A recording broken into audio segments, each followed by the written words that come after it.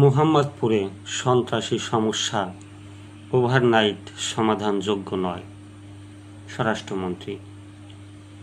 স্বরাষ্ট্রমন্ত্রী সালাউদ্দিন আহমেদ বলেছেন, ঢাকার মোহাম্মদপুরে সন্ত্রাসী সমস্যা ওভারনাইট সমাধানযোগ্য নয়। সেখানে মাদক ও জুয়ার প্রভাব বেশি। অপরাধীদের আটক করে দীর্ঘ সময় জেলে রাখা যাচ্ছে না। আইনের দুর্বলতার কারণেই এজন্য আধুনিক আইন তৈরির মাধ্যমে এসব সমস্যার সমাধান করা হবে। মঙ্গলবার সচিবালয়ে জরুরি সংবাদ সম্মেলনে এসব কথা বলেন তিনি। সংবাদ সম্মেলনে শিশু রামিসা হত্যার বিচার কাজ নিয়ে তিনি বলেন, এটি নিয়ে কোনো কথা বলতে চাই না, এটা আদালতের বিষয়। তবে সংক্ষিপ্ত সময়েই যেন বিচার কাজ শেষ হয় সেই প্রচেষ্টা অব্যাহত রয়েছে।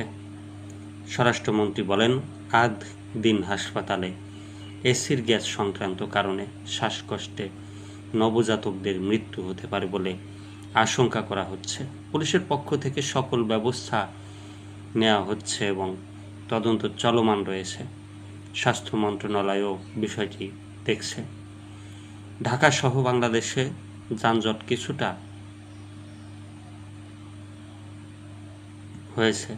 ঢাকায় এআই প্রযুক্তি ব্যাপকভাবে সফল। অন্যান্য শহরের সড়কের সব পয়েন্টে কমে আসবে বলেও জানান তিনি। স্বরাষ্ট্রমন্ত্রী বলেন, সীমান্তে পুশব্যাক ঠেকাতে বাংলাদেশ বর্ডার গার্ড অ্যালার্ট আছে। সরকার যে কোনো ধরনের পুশব্যাকের বিরুদ্ধে, তবে বাংলাদেশি কোনো নাগরিক অবৈধভাবে অন্য দেশে অবস্থান করলে সরকারিভাবে সেটা দেখা হবে।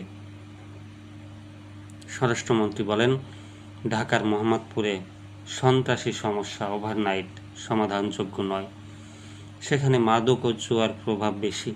অপরাধীদের আটক করে দীর্ঘ সময় জেলে রাখা যাচ্ছে না।